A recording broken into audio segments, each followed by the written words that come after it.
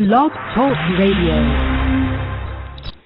Warning, the following program may include profane language, controversial viewpoints, and perspectives on the true nature of reality so far removed from the status quo, they'll make your head spin like a top. Young children, corporate executives, and religious fundamentalists should turn away now. Salam, planet Earth. Welcome to Extraordinary Year. I'm Tim Bravo. Thanks for joining us tonight. T-minus 51 days until December 21st, 2012. Our guest tonight is Dr. Paul Connett, Executive Director of the Fluoride Action Network. He holds a Ph.D. in chemistry, was a professor of environmental chemistry and toxicology for more than 2 decades, and has co-written a book on fluoride called The Case Against Fluoride, How Hazardous Waste Ended Up in Our Drinking Water, and the Bad Science and Powerful Politics That Keep It There. He came to my personal attention through the newly released documentary, An Inconvenient Tooth. And if you haven't checked that out, you should really go check that out. Anyway, we've got a true life activist hero here, kids. He travels the globe, fighting back the push for fluoridation wherever it rears its head. And so it is that he's in my hometown of Wichita, Kansas tonight, where he just finished giving a 2-hour public speech against fluoridation. Wichita will be voting on fluoridation next Tuesday in the general election. Welcome, Dr. Connett, and thanks for being so giving with your time tonight. Well, thank you, Tim, for having me on. So how do you feel tonight's speaking event was received by the audience? I think it went very well. I think people were there. Unfortunately, I don't think we got many people there that are pro-fluoridation to really challenge some of the points I was making, which is unfortunate. It's like clapping with one hand. It's like shadow boxing all the time. I wrote this book, you mentioned it, with 2 other authors. It understated rather than overstated the case against fluoride. Every single fact and argument in that book is backed up with references to the scientific literature, 80 pages in all.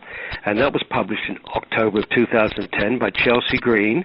And we all hoped, that it would raise the level of the debate, that the proponents would face up to the fact that there was a lot of science which did not support their case, and that they would respond, challenge some of the things that we were saying, and generally the overall debate the quality would improve. But instead of doing that, they've completely ignored the book. After 2 years, they haven't produced a single scientific response to the book, and I think that's rather sad. But meanwhile, they still continue to go on public platforms, the promoters, saying it's safe and effective, safe and effective, safe and effective. In fact, they say safe and effective so many times on a public platform, I'm beginning to wonder if they're not on a commission, that each time they use those words, there's another $100 into their coffers. I'm joking, of course, but they use it so many times. Well, and I do want to, in a little bit, get to the who's behind this push and the why, but I wanted to talk about your time in Wichita real quick. You've been here for the past couple of days, speaking in front of, you're also speaking in front of the county commission tomorrow morning, aside from the speech that you gave tonight. And so you've kind of been blitzing town. How is this compared to other towns that you've gone through? How is Wichita's response? How do we compare? Pretty well, I think. I think first of all, the audiences have been enthusiastic.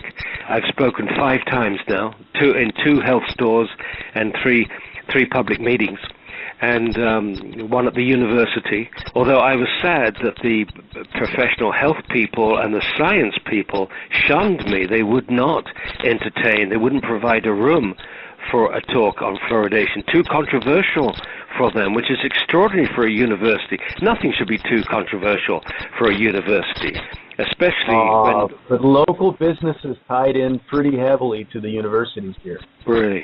Well, that's pretty sad, and it doesn't say well by your academic institutions that they should let that happen. An ugly fact can destroy a beautiful theory. So you can't put a fence around a policy and say it's inviolate, that it cannot be challenged. You've got to meet all challenges, especially as this is a practice which is being forced on people, foisted on the public. I'm not asking for my water to be fluoridated, but they want to put it in. And if you're the person that wants to put the fluoride in, you better be willing to defend it against all comers. Now, a few days ago, Dr. Mars, William Mars, who was the former chief of the Oral Health Division of the Center for Disease Control, which is the big promoting government agency behind fluoridation.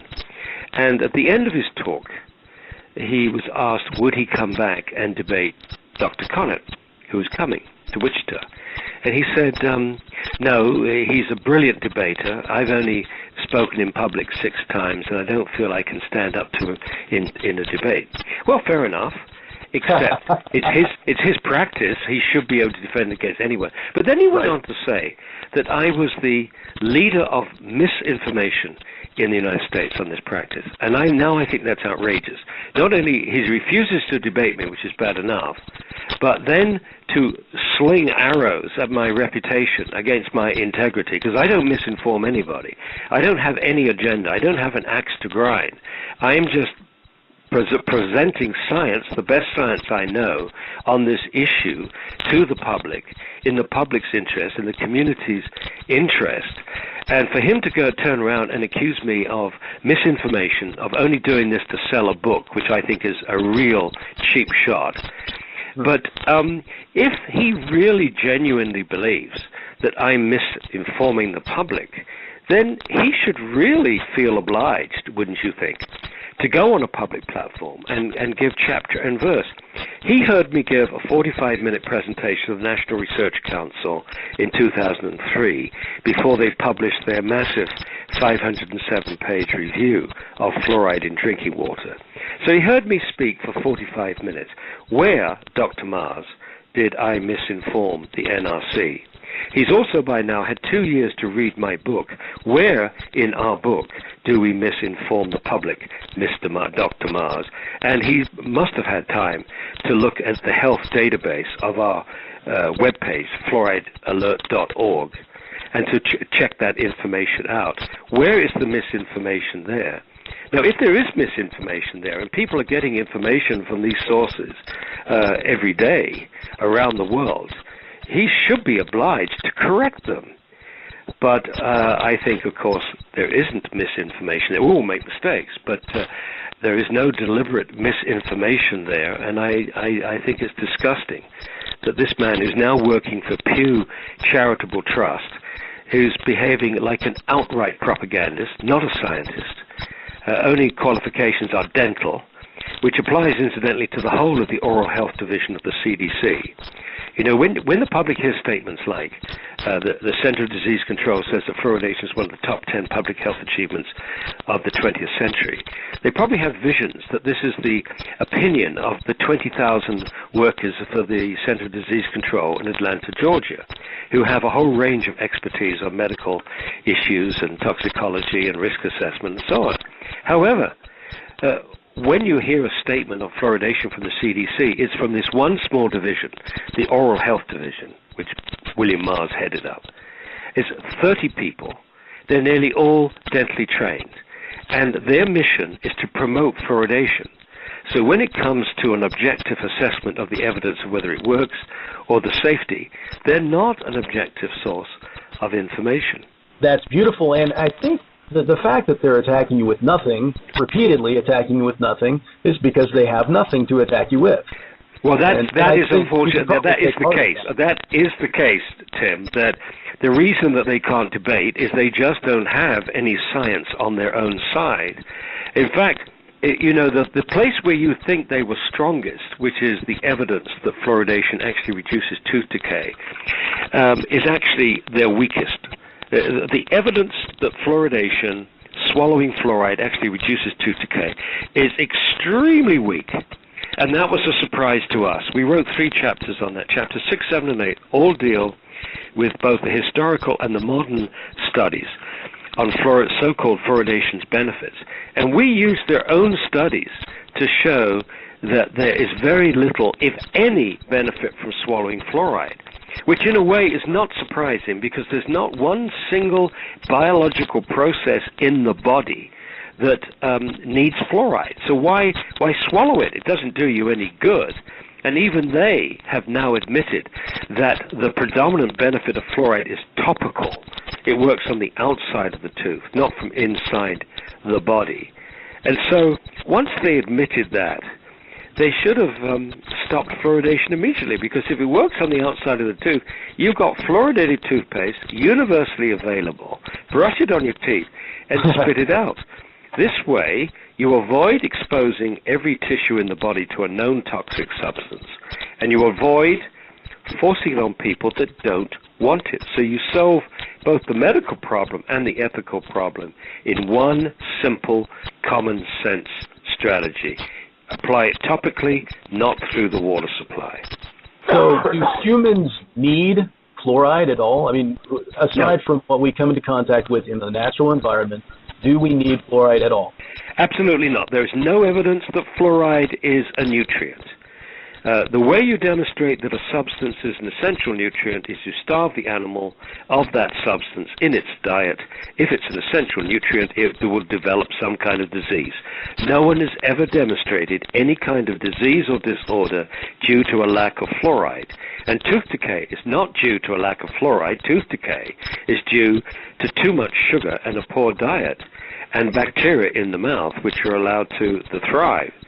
So, as I said, if fluoride has a beneficial effect, it is a topical one, and you don't need to swallow it. And therefore, there's no need to take all the risks that are now becoming apparent. When you swallow fluoride, at least 50% accumulates in your bones on a day-to-day basis. Eventually, it produces symptoms like arthritis, pains in the joints, and if you continue to accumulate it in your bones, it makes the bones hard and brittle, and so we're concerned about an increased hip fracture. But the greatest concern today is that there are now 34, notice that, 34 studies from China, India, Iran, and Mexico, which indicate an association with fairly modest exposure to fluoride and lowered IQ in children. And the latest study, done by Ding and others, showed that children drinking between 0.3 and 3 parts per million of fluoride in the water, which overlaps the range which we fluoridate in the United States, which is 0.7 to 1.2, those children had lowered IQ, which correlated with the concentration of fluoride in their urine. Now, the concentration of fluoride in the urine is an indirect measure of how much fluoride the children have taken in each day. So the higher the level of fluoride in the urine in this study, the lower the IQ. And that is taking place in the range of 0.3 to 3 parts per million of fluoride in the drinking water. And clearly, there is no margin of safety to protect all of Americans' children from lowered... Now, if I wanted to find that study that you were just talking about, where would I look? It's on our webpage. It's called Ding et al. All the studies that I've mentioned are on our webpage, fluoridealert.org. Look under brain. In fact, the masthead, there are 4 mastheads revolving, I don't know what the technical term is, but the revolving heading of the homepage. You guys really do have a fantastic website, I have to say. Well, that's my son. My son is Michael, spent many, many years producing that website, and then just recently, since March of this year, updating it completely. A marvelous website. It really, really is. It's the best in the world. It's the most extensive database for health effects that you can possibly find. So that's when it's very painful when you get people like William Mars turning around and saying we are misinforming the public. We have more information on fluoride than the CDC has ever put together. Dr. Connett, how did we get saddled with this practice to begin with? Well, you know, it's there are 2 strains of thought here. There is the dental explanation, and there's the possible industrial explanation. The dental, and probably good intentions. In 1931, 3 independent researchers finally nailed what it was that was causing discoloration of the teeth in places like Colorado and Texas. Texas brown, Colorado stain. They finally found that was fluoride. And the dentists that did these studies were surprised that although the teeth looked rotten, awful, black, stained, brown, they didn't find very much tooth decay amongst these children. And so they wondered whether or not there was a level of fluoride that would produce only mild, what we now call dental fluorosis, discoloration, mottling the enamel caused by fluoride.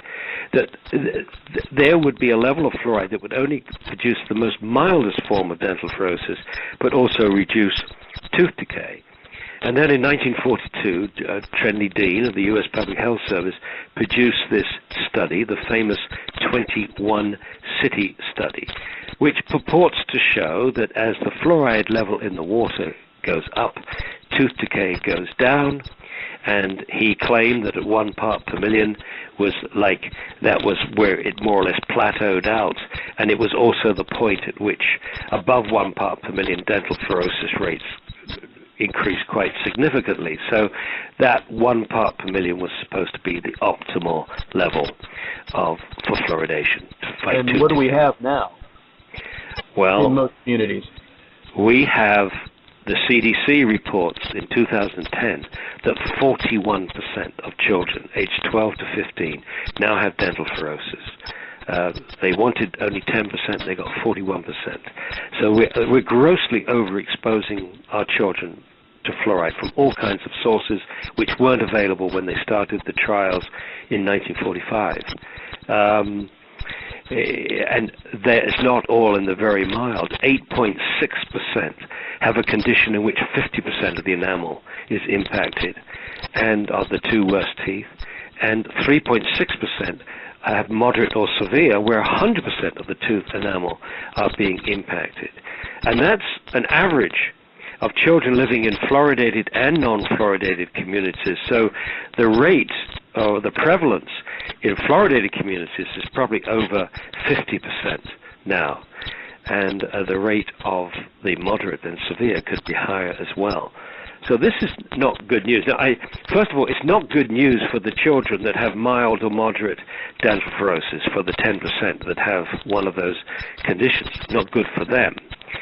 Psychological effects, children not wanting to smile, not wanting to speak too much on their first date, that kind of thing. There's psychological damage there. But it's worse than that, because it would be a biochemical miracle if the fluoride could damage the growing tooth cells, which is a systemic effect, an internal effect, not an external effect. So the damage to teeth is systemic. The benefit to teeth is topical. So swallowing the fluoride produces a systemic effect on the teeth, the growing tooth cells. It would be a biochemical miracle if it left untouched all the other cells, the developing cells of the tissues of a developing baby. And I'm concerned about the impact on the brain, and I've mentioned these 34 IQ studies, and we also have animal studies, and also damage to the bone, damage to the endocrine system. But the gamble that was taken in 1950, when the U.S. Public Health Service endorsed fluoridation in 1950, was that the only damage that fluoride would cause would be this dental fluorosis, and it wouldn't be noticed by parents or the children themselves. Now, that was a gamble, a huge gamble. And you have to wonder why the U.S. Public Health Service took that gamble in 1950, because none of the trials that had started in 1945 in Grand Rapids, Michigan, and Newburgh, New York, and Evanston, Illinois, none of those trials had been completed. They were all 10 or 15-year trials. And there were practically no health studies have been published in the scientific literature in 1950. So that's why people get suspicious that there was more to it than just this good intentions as far as the dental research people were concerned. What else was driving this? Because that was not a scientific decision. That was clearly a political decision in 1950. Now, there are two explanations which have been offered for this premature endorsement. One is the sugar lobby, with 133 different sugar interests making up the Sugar Research Foundation, announced in its newsletter that they needed to find a way to reduce tooth decay without reducing sugar consumption. They then proceeded to spend millions of dollars financing nutrition departments in different universities in the United States. and scientists like Dr. Fred Astaire, who became the director of the nutrition department, chairman of the nutrition department at Harvard, to support them, extolling the virtues of sugar, telling the public and Congress that Coca-Cola was a nutritious drink, that cookies and candies were, part of the nutrition, and also extolling the virtues of fluoridation. So clearly, the sugar industry has an invested interest in water fluoridation. Whether or not they were involved in getting the U.S. Public Health Service to endorse fluoridation 1 year later in 1950, I don't know. No one's ever joined those dots.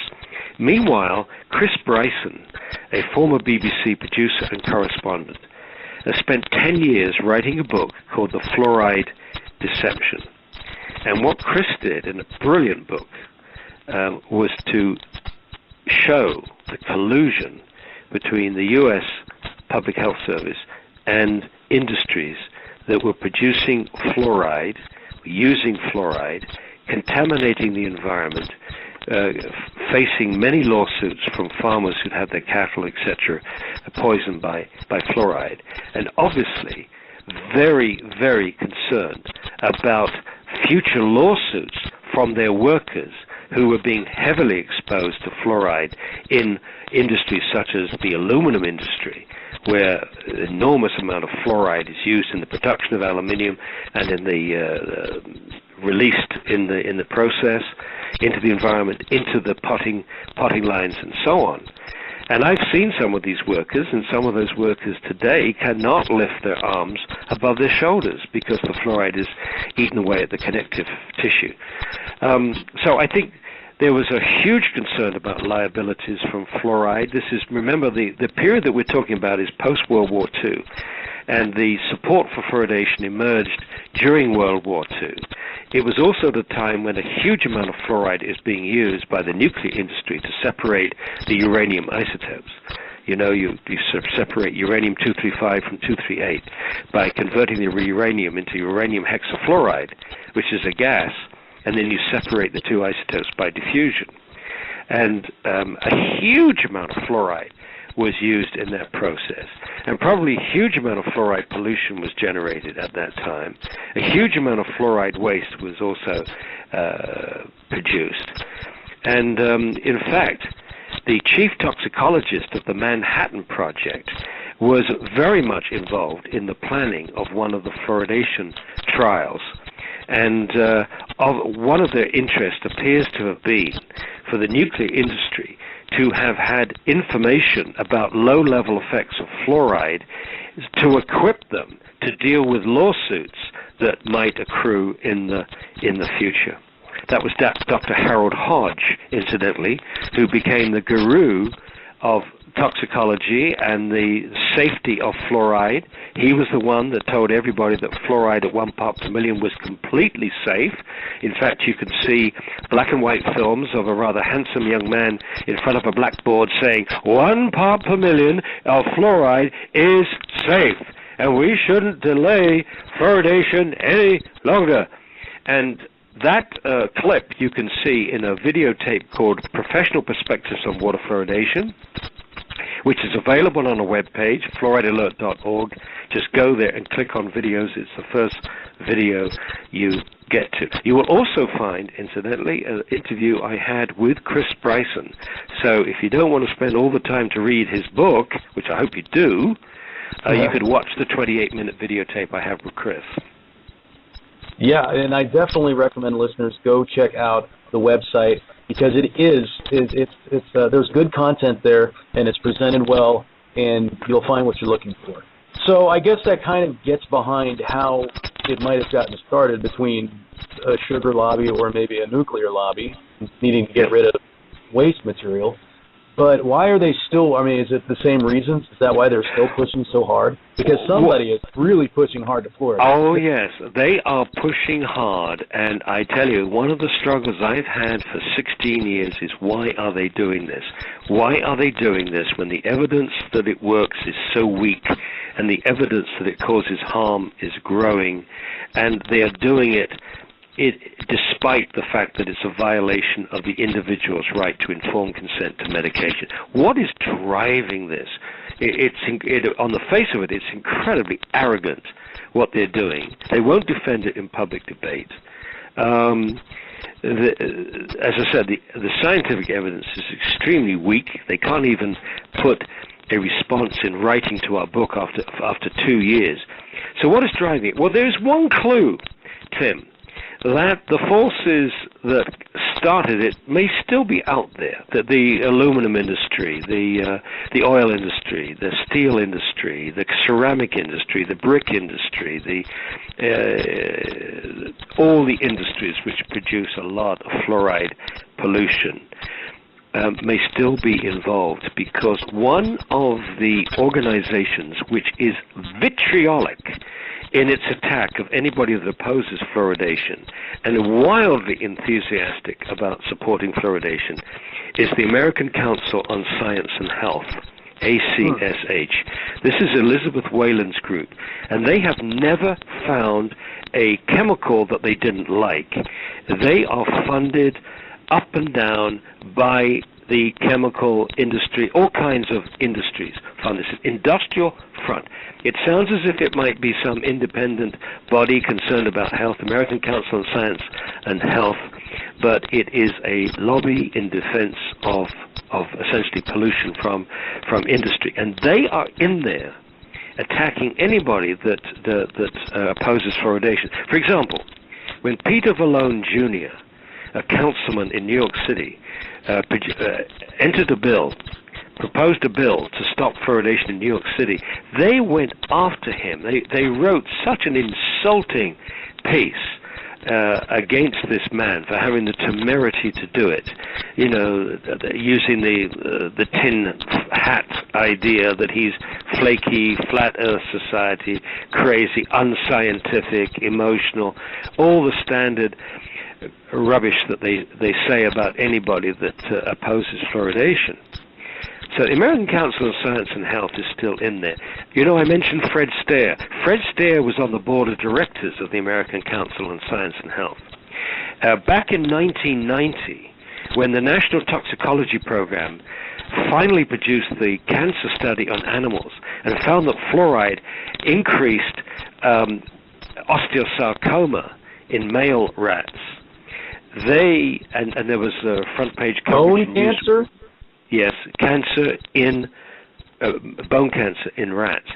When this produced quite a furor in the media, and the ACSH had a press conference in which they threatened legal action against the EPA if they reclassified fluoride as a possible potential carcinogen. Oh. And Fred Stair was right in there, talking about the wonders of fluoridation.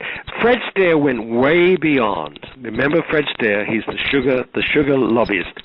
Right. He went way beyond most people, the pro-fluoridation. Not only did he claim that fluoride was wonderful for teeth, he thought it was even better for adults. He thought that fluoride protected our bones, that would protect older people from hip fractures, etc., etc. Very opposite, of course.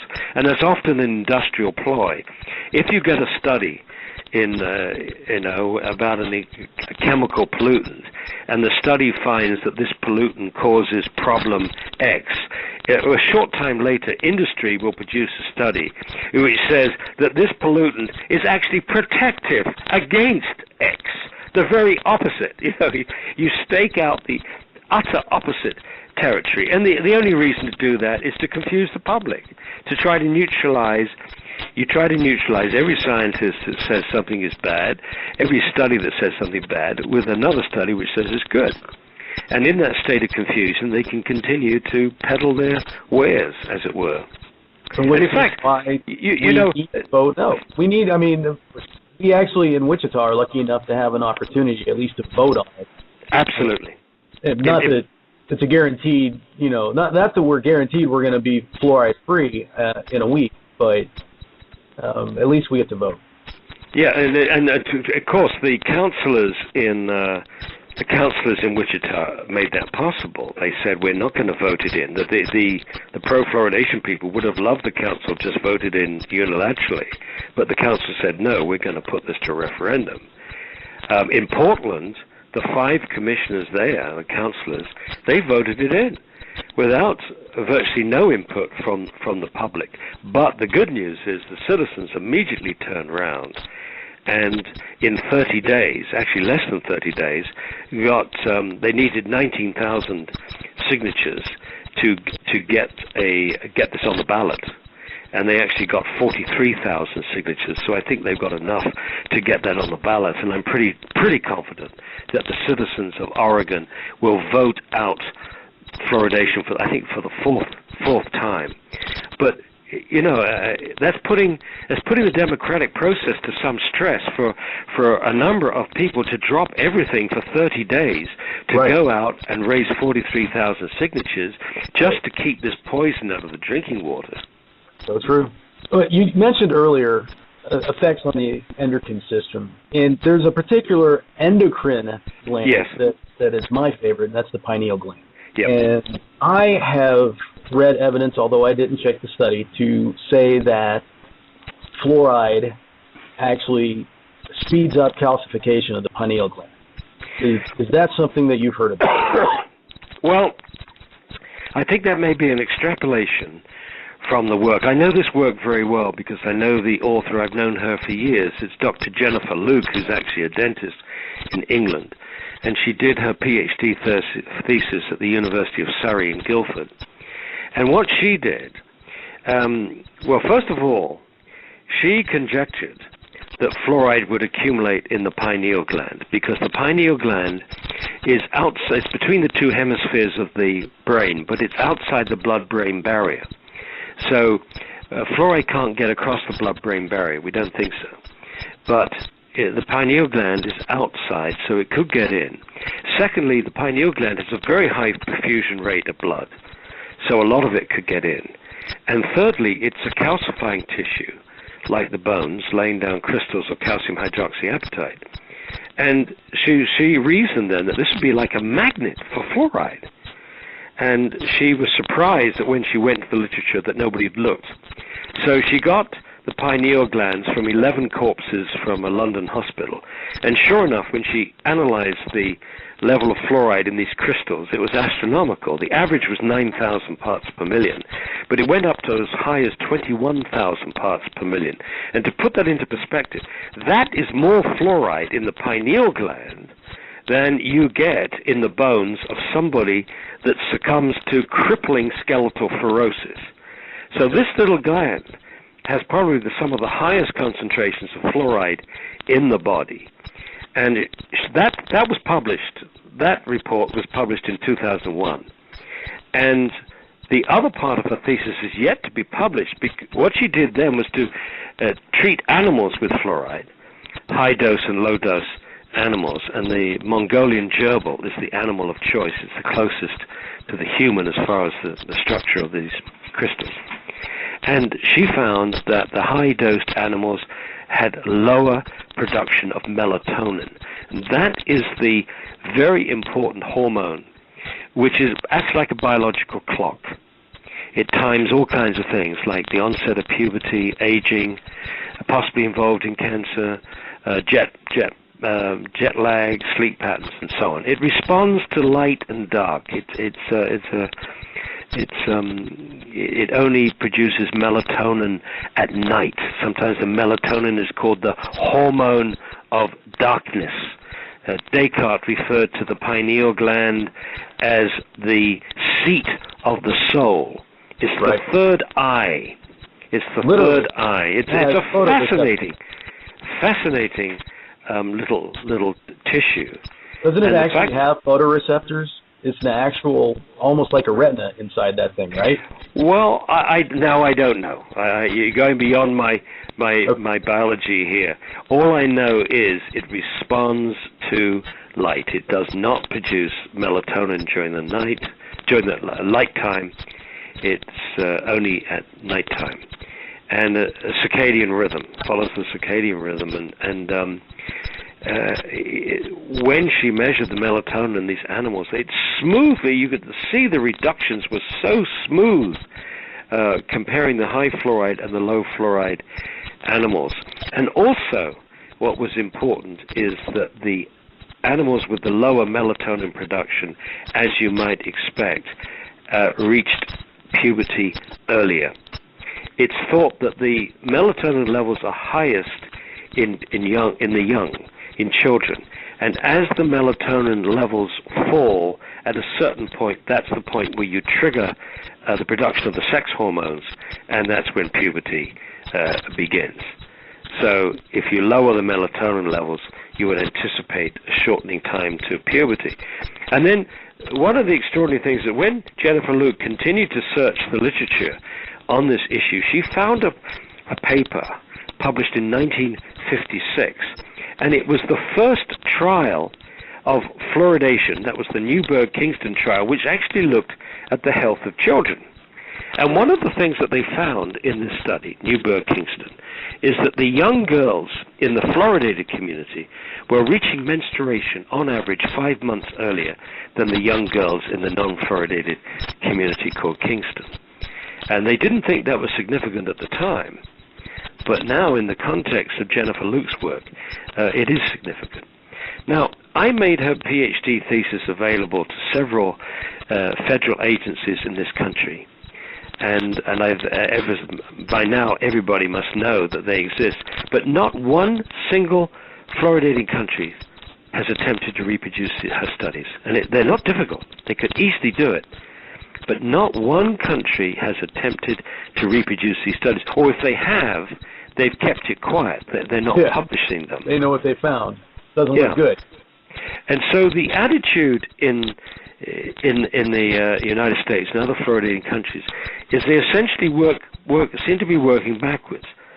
If a study finds harm, then it's a junk science. If a scientist opposes fluoridation, he's crazy.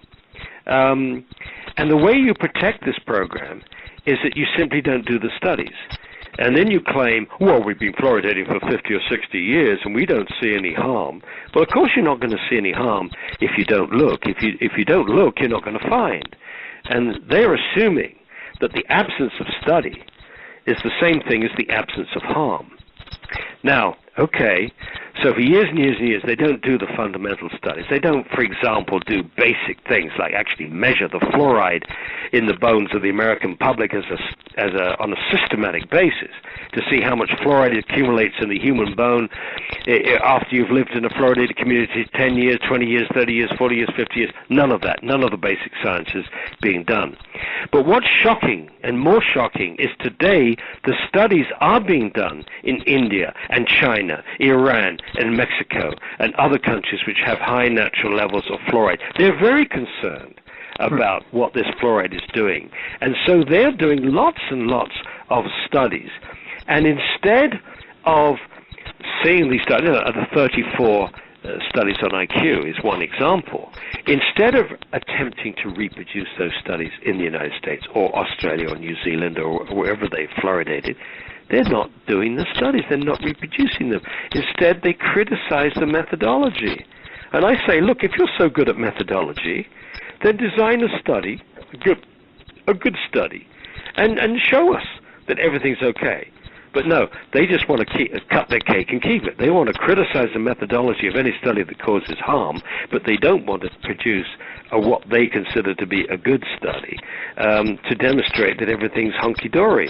And in fact, it's very clear to me now that the studies that actually have found harm have superior methodology to the studies that they use that claim benefit. They've never done a double-blind, what do they call it, clinical trial, a randomized clinical trial, RCT, randomized clinical trial. They've never done a randomized clinical trial to demonstrate either fluoride's effectiveness or its safety. And the reason that they've been able to get away with that is that the Food and Drug Administration You know, I was at college with John Cleese. I played soccer with John Cleese, and sometimes I think I've been trapped in a series of Monty Python episodes for the last 16 years pursuing this business, because it's extraordinary to me, some of the things which have gone on. And where was I before I mentioned John Cleese? I was talking about, what was it now? The randomized clinical trial. Oh, yes. Okay. So the Food and Drug Administration has never regulated fluoride for ingestion, either as a pill or in the water. And it's the official classification of fluoride, according to the FDA, is it's, quote, an unapproved drug.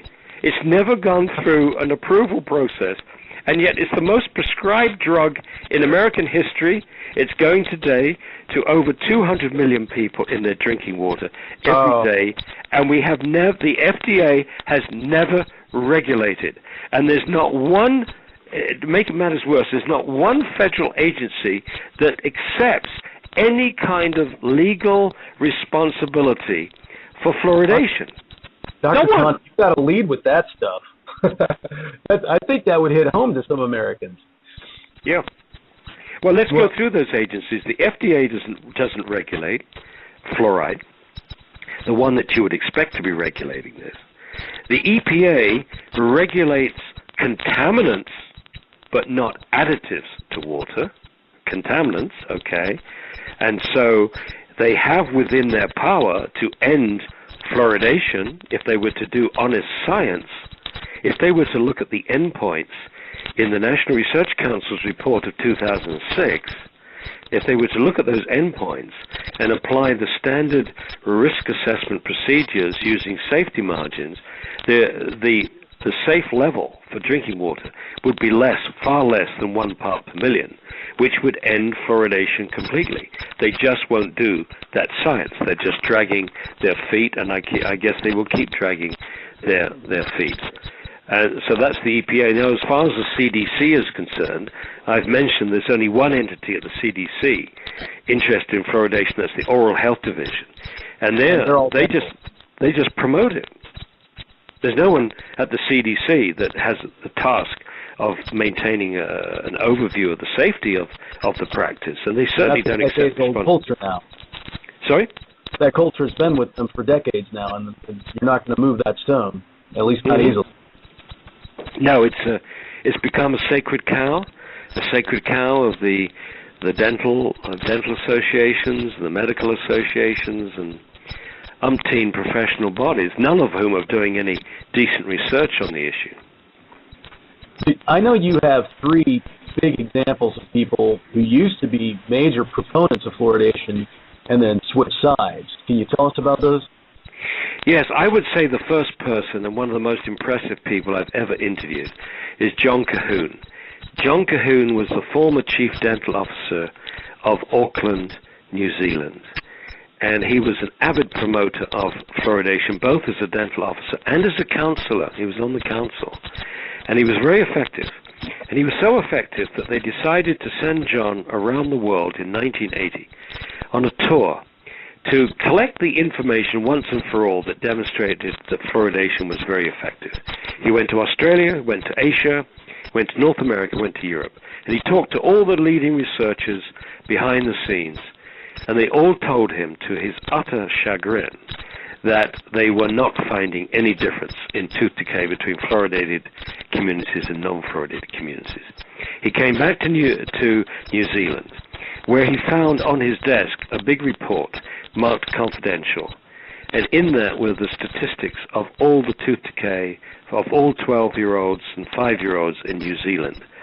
And when he looked at it again, he found no difference in tooth decay. If there's any difference at all, the teeth of the children in the non-fluoridated cities were better than the teeth of the children in the fluoridated cities. He didn't do anything directly, but when his assistants brought to him pictures of horrible dental fluorosis, he decided to act, and he went to the TV stations and changed his mind in public and spent the rest of his life trying to undo the damage that he'd done. He wrote a PhD thesis on the whole issue, And in that research, he turned up the fact that the first trial in New Zealand was a fraud, absolute fraud. What they did in this trial in New Zealand, which was in Hastings, with the control city was Napier, after about a year into the study, they found that the tooth decay in Napier, the control city, was actually slightly better than the tooth decay in Hastings. So they quickly made an excuse and dropped the control city. So instead of comparing the tooth decay in the exposed population and the control, they looked at the tooth decay at the beginning of the trial and the end of the trial. But the trouble here, and this is where the fraud comes in, they changed the method of diagnosing the tooth decay in this trial, and it was less stringent at the end than or more stringent, whatever the word is. Anyway, it meant that the so-called reduction in tooth decay was simply an artifact of changing the methodology. And what makes it fraud is that the authors in their report did not indicate in their report that they had changed the method of diagnosing, analyzing tooth decay. How was that discovered? That was discovered in the, oh my goodness, it must have been in the, I know there was an article written about this in the colleges. It was certainly covered in his PhD thesis, so this would certainly be, I would say, in the late 80s, maybe early 90s. I interviewed him in 1997, I think. The second person of huge note was Dr. Hardy Lineback, who was a spokesman for fluoridation for the Canadian Dental Association. He was also the president of the Canadian Association for Dental Researchers. He has both a PhD and a DDS, and is considered to be one of the leading dental researchers in Canada. And he started to read the literature. He was appalled that we are using hazardous waste to fluoridate. We use chemicals derived from the scrubbing system of the phosphate fertilizer industry to fluoridate water. Industrial grade chemicals, contaminated with, amongst other things, with arsenic. So inevitably you increase the cancer rates in the United States and elsewhere simply by the fact that you're using fluoridated chemicals contaminated by arsenic. But anyway, he was appalled by this, and he changed his position in public, and he didn't benefit his career. He was told at one point he didn't get promotion because of his involvement in the fluoridation issue, which is a pretty sad response from academia. And I guess there are others that have been very courageous. I think the late Richard Fulks was a medical advisor to the British Columbia government, and he handed on to the government the advice based upon what he was told by his assistants that fluoridation was a good way to go. And it was only later that he read the literature himself, and he was appalled that he'd been trapped into promoting this thing when it wasn't justified. And he changed his position and was very, very active trying to fight fluoridation worldwide. And you've been at it for quite a while too. When did you start fighting fluoridation? I didn't want the issue, Tim. I didn't want the issue. I've been working on waste management for 27 years, and that's my first love. And it's taken me to 55 different countries, and I'm very excited about the latest phase of this waste management, which is zero waste for sustainability. It's the most practical thing. Working on waste is the most practical way that the ordinary citizen can get involved in the movement towards sustainability. That's my first love. Now, in 1996, I was still trying to balance the demands of teaching chemistry full-time at a university and continuing to help communities around the world on waste management, and particularly in those times, fighting incinerators, promoting recycling, composting, reuse, repair, etc., etc., etc. It was difficult balancing that. It was taking nearly every weekend, nearly every holiday, nearly every break involved travel to somewhere. 49 states in the United States and eventually 55 other countries. So when my wife put a bunch of papers on my desk and said, "Dear, would you read these?" And I said, "What is it?" And she said, "Water fluoridation." I said, "Take that away. These people are crazy." I didn't want a third issue, and I certainly didn't want a third issue that would stigmatize me as Looney Tunes, which is the prevailing attitude in the United States. But when I started reading what she put on my desk, I was appalled, absolutely appalled and embarrassed that I had gone along with this nonsense that the people opposed to fluoridation were crazy people, when in fact some very distinguished scientists in history have opposed fluoridation. Most of the countries in the world do not fluoridate their water.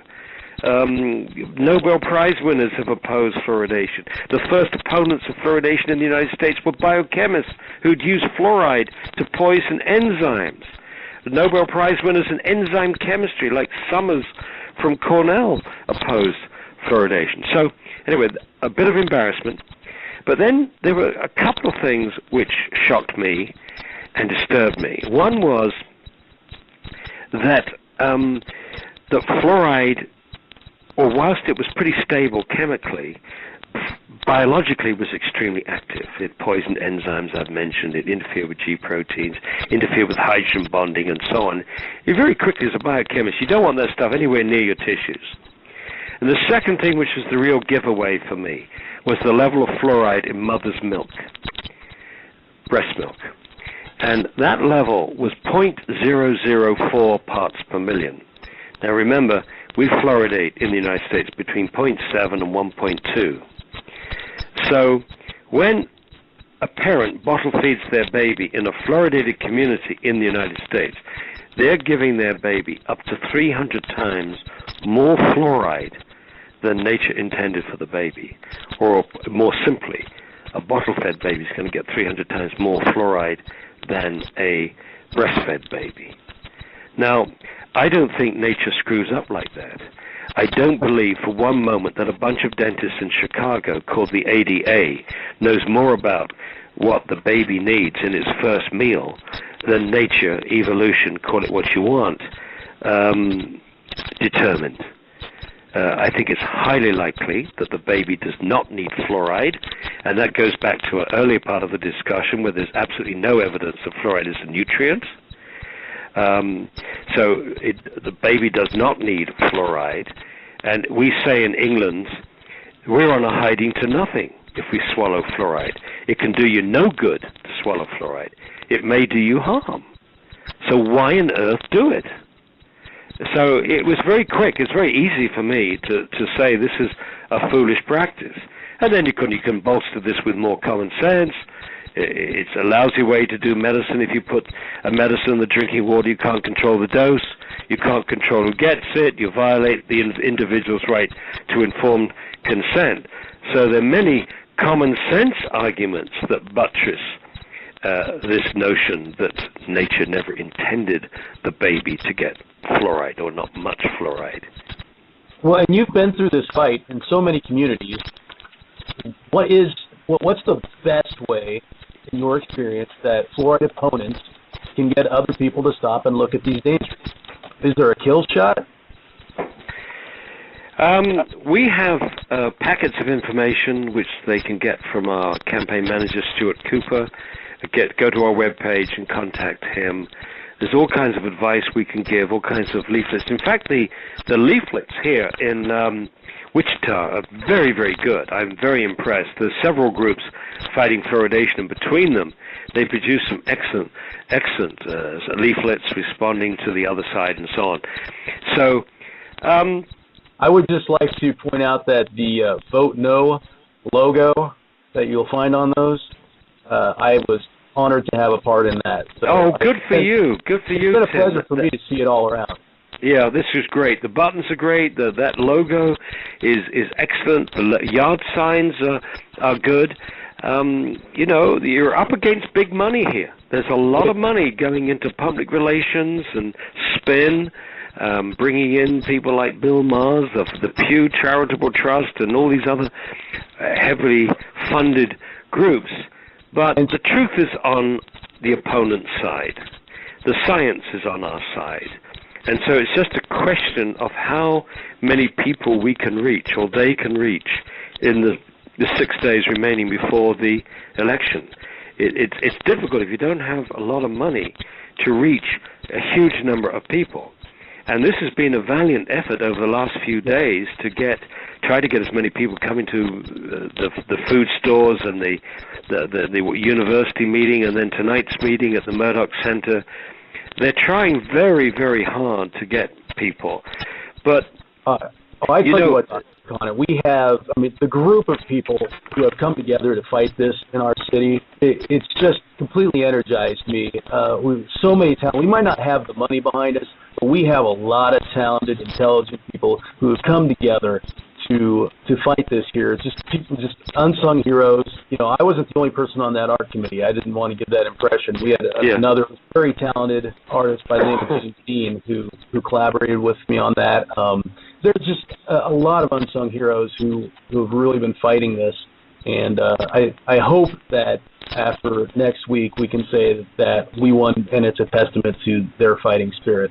This is good. I agree with you. I've been very impressed with the caliber of the people, lovely people that got together to fight this foolish practice, this foolish idea.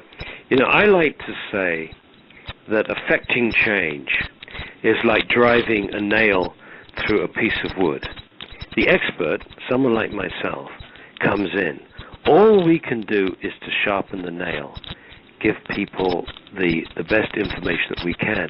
But what we can't do is we can't push that nail through the piece of wood. You need the hammer of public opinion to drive that nail home. And that's going to be at the ballot box on November 6th. And in those next 6 days, I urge anybody that's listening in the Wichita area, for goodness, or if you're living outside the Wichita area, contact anybody that you know in Wichita and encourage them to get them to vote no. It's got to be word of mouth. Talk to people. Talk to everybody. Wear the buttons. Use the button as a way of triggering a conversation. Have the leaflets in your pocket to give to the people once the conversation begins. However short it is, at least give them the leaflet. Use the web, use the Facebook and all those other things to communicate to hundreds, if not thousands, of people. And that's the way citizens are doing. In actual fact, I would say, Tim, that the reason fluoridation is going to fail in the next few years, it will collapse, is because of the Internet. The Internet has made all the information, all the science readily available. It's there at the touch of a button. You can get educated, and of course, anybody with an open mind who reads that literature is going to go one way. It's going to be opposed to fluoridation. There's very little science out there that gives any succor to those who think it's a good idea. So the Internet is going to make it possible. The good news is that since October 25th, 2010, when fluoridation met its Waterloo, it met its Waterloo in Waterloo, Ontario, Canada, where the citizens voted in a referendum to stop fluoridation. Since then, over 70 communities in Canada, the United States, and New Zealand have stopped fluoridation. That's over 3 million people that have been liberated from this foolish practice. And that is why I think they're throwing so much money. The promoters are throwing an enormous amount of money into public relations and every other way of deceiving the public in Portland and Wichita. This is their fight back, that they are very frightened of this trend. I think they sense there's a row of dominoes falling over here. They're trying to reverse that trend. And the way they're doing it is to try to get fluoridation into Portland and Wichita. And the good side of that is if we stop them in Wichita, it will be a major, major defeat for the pro-fluoridation people, and will begin to accelerate, I think, the number of communities around the country that will stop fluoridation. Hear that, Wichita? Do it for Wichita. Do it for the world. But let's say we lose. I don't want to think about it, but if it happens, what do we do? Well, is there a way to safely and cheaply remove fluoride from water? No, you can't. You can't really protect yourself. I mean, I've been through this. I've lived in the town. It took us 7.5 years to get it out of the village of Canton after I got involved. It was July the 6th, 1996. It took us 7.5 years from that point to get it out of Canton. In that interim period, we were buying 5-gallon jugs of water from large store, putting it on a water tower, using that for drinking and cooking. But that didn't protect us because we're still using fluoridated water to water the garden. We're still bathing and showering in fluoridated water. And also, when we went downtown, every restaurant that we went to, the water was fluoridated. Every time we had a cup of coffee in a restaurant, a cup of tea, it was fluoridated. Every time we had soup, it was fluoridated. And when I went to work, every cup of coffee I had at work, and I drank a lot of coffee, was fluoridated. When you went to a friend's house, it was fluoridated. Once it's in your drinking water, it's insidious. It's very, very difficult to protect yourself and your family from getting the fluoride. Very difficult and very expensive too. Just the first part, getting all that bottled water. And what's so ironic about this, they say they're doing this for poor families, for low-income families. But it's low-income families that can't afford the avoidance measures. And also, we know from studies in India that the most vulnerable people to fluoride toxicity are people with poor nutrition. Poor nutrition exacerbates fluoride toxicity. So if you're low in calcium, if you're low in vitamin C, you're low in some of the other vitamins, if you're low in protein, you are going to be more vulnerable to fluoride toxicity. And you're more likely to find poor nutrition in low-income families than other families. So the very community that they claim to want to help is the very community that's going to be trapped and hurt most by fluoride. One example of that is that black children and Mexican-American children have higher rates of dental fluorosis than white children. So this is an equity. That's based on nutrition, basically, then. Yeah. Okay. What I find pernicious here is that dentists claiming liberal support because they want to help poor families. At the same time, 80% of dentists in the United States do not treat children on Medicaid. So if they really want to help poor children, for goodness sake, give them treatment. What we should be doing, instead of frittering away money, putting an industrial-grade toxic chemical in the drinking water of everybody, we should be targeting children of low-income families with special attention, clinics, and better diet, education for better diet, cut out the sugar between meals and so on. And in fact... there you go. You can't cut out sugar, though. But you know, Wichita was actually a place where they did a lovely, not experiment, but a treatment process. June Allen, who sadly has passed away, I'm sad I never got to meet her. I spoke to her many times on the phone. June Allen, her husband's still alive, Phil Allen. He was a doctor. She was, I'm not sure what she was. I think she was a nurse. Anyway, she started a program in which in primary school, children were given xylitol mints to suck on, or xylitol chewing gum. I think they had one mint in the morning, chewing gum in the afternoon. And this approach, to me, is much better. Certainly, xylitol is far less toxic than fluoride. And secondly, xylitol fights tooth decay by preventing the Streptococcus mutans, the bacteria that converts sugar into acid, which attacks the enamel. Xylitol prevents those bacteria from sticking to a surface, sticking to the tooth, sticking to the plaque. And if they can't stick to a surface, they do not survive in the oral cavity. And so this is a very nice way of getting rid of the bacteria without doing any harm to the human being. You have to eat a lot of xylitol before you get any bad effects like diarrhea. So it's not a good idea to make xylitol your sole sugar source. That's not a good idea, but a little amount in chewing gum or mints is good. And the kids enjoyed it. This program worked. And it was Wichita. Huh. Well, we should be making a local hero out of her. Absolutely. Her colleague, Dorothy is one of the organizers here in Wichita. Very nice woman, and I've enjoyed talking to her. She's been driving me around to the different meetings and so on. Tim, I'm getting a bit of an echo on this phone. Is it showing up on the airwaves?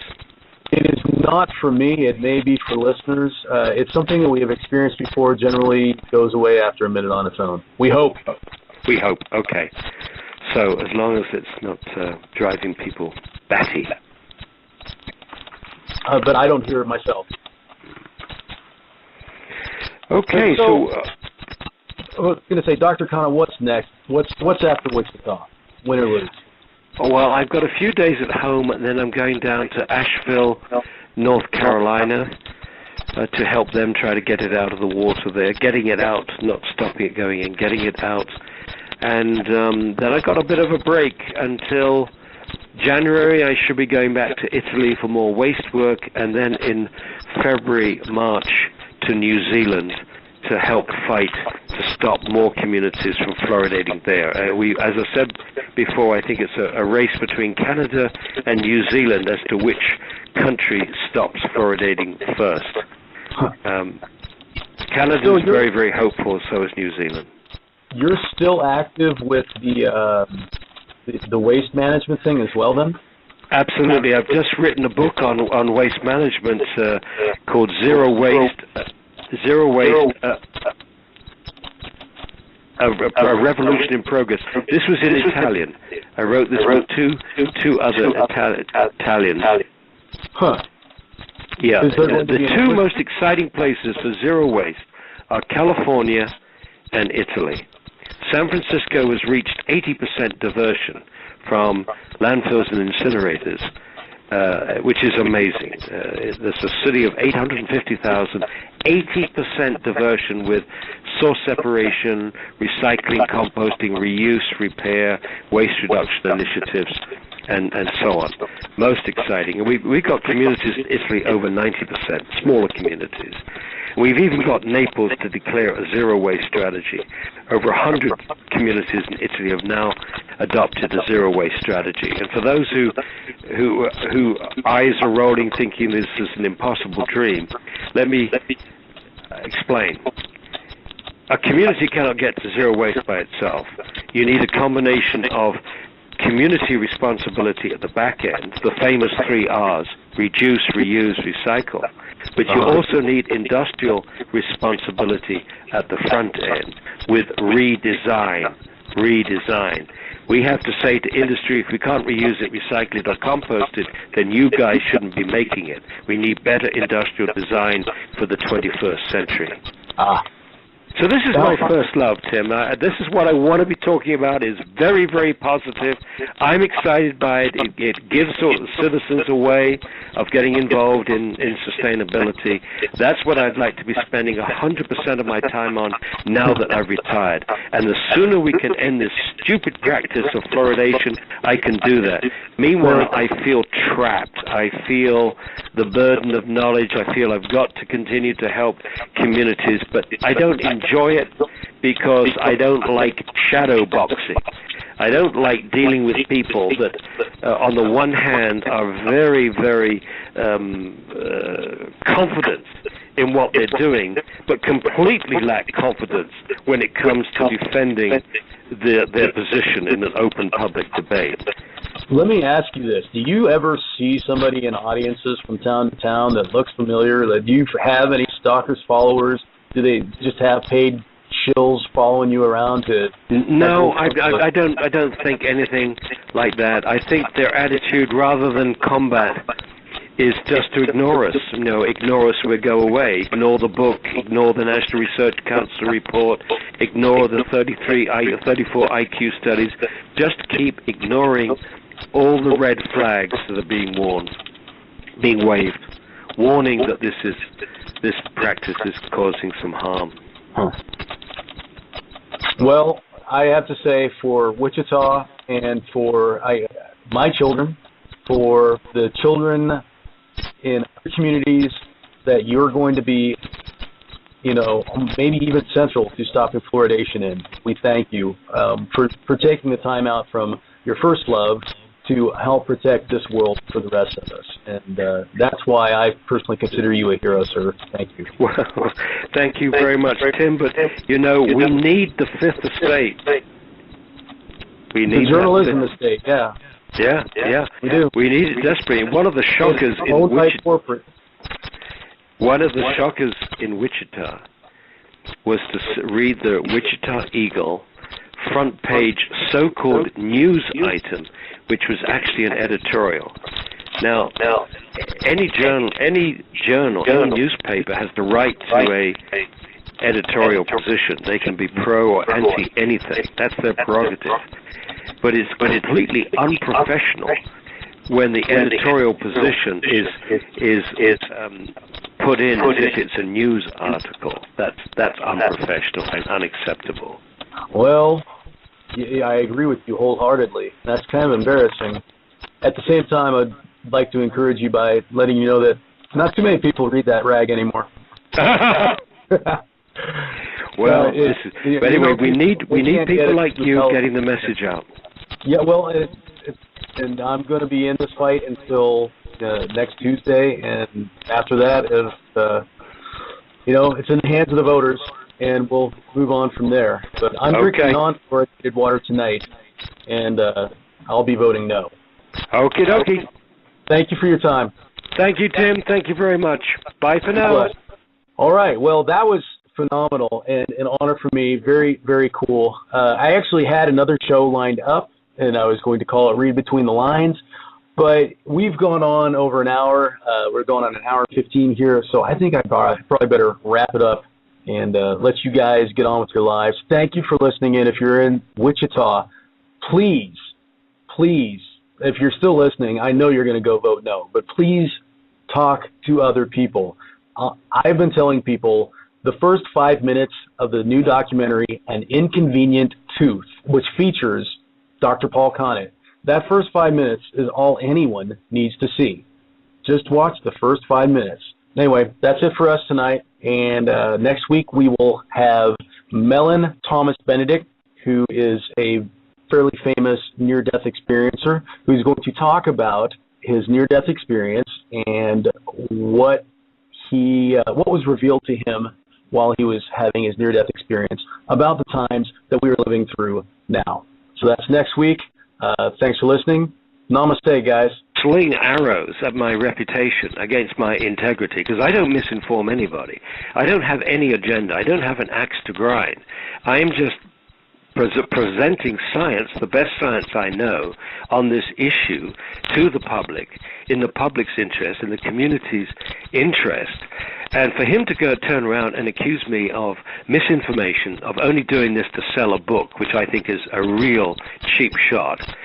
But if he really genuinely believes that I'm misinforming the public, then he should really feel obliged, wouldn't you think, to go on a public platform and give chapter and verse. He heard me give a 45-minute presentation of the National Research Council in 2003 before they published their massive 507-page review of fluoride in drinking water. So he heard me speak for 45 minutes. Where, Dr. Mars, did I misinform the NRC? He's also by now had 2 years to read my book. Where in our book do we misinform the public, Dr. Mars? And he must have had time to look at the health database of our webpage, fluoridealert.org, and to check that information out. Where is the misinformation there? Now, if there is misinformation there, and people are getting information from these sources... So how do you feel tonight's speaking event was received by the audience? I think it went very well. I think people were there. Unfortunately, I don't think we got many people there that are pro-fluoridation to really challenge some of the points I was making, which is unfortunate. It's like clapping with one hand. It's like shadow boxing all the time. I wrote this book, you mentioned it, with two other authors. It understated rather than overstated the case against fluoride. Every single fact and argument in that book is backed up with references to the scientific literature, 80 pages in all. And that was published in October of 2010 by Chelsea Green. And we all hoped, that it would raise the level of the debate, that the proponents would face up to the fact that there was a lot of science which did not support their case, and that they would respond, challenge some of the things that we were saying, and generally the overall debate the quality would improve. But instead of doing that, they've completely ignored the book. After 2 years, they haven't produced a single scientific response to the book, and I think that's rather sad. But meanwhile, they still continue to go on public platforms, the promoters, saying it's safe and effective, safe and effective, safe and effective. In fact, they say safe and effective so many times on a public platform, I'm beginning to wonder if they're not on a commission, that each time they use those words, there's another $100 into their coffers. I'm joking, of course, but they use it so many times. Well, and I do want to, in a little bit, get to who's behind this push and the why, but I wanted to talk about your time in Wichita real quick. You've been here for the past couple of days, speaking in front of, you're also speaking in front of the county commission tomorrow morning, aside from the speech that you gave tonight. And so you've kind of been blitzing town. How is this compared to other towns that you've gone through? How is Wichita's response? How do we compare?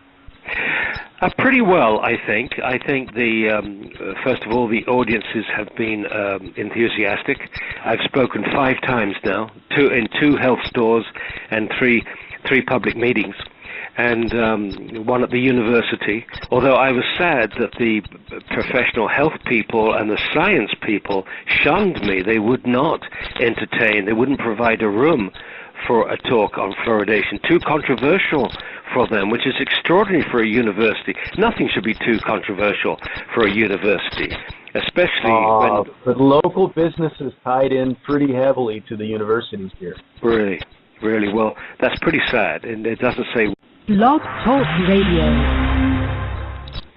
Warning, the following program may include profane language, controversial viewpoints, and perspectives on the true nature of reality so far removed from the status quo, they'll make your head spin like a top.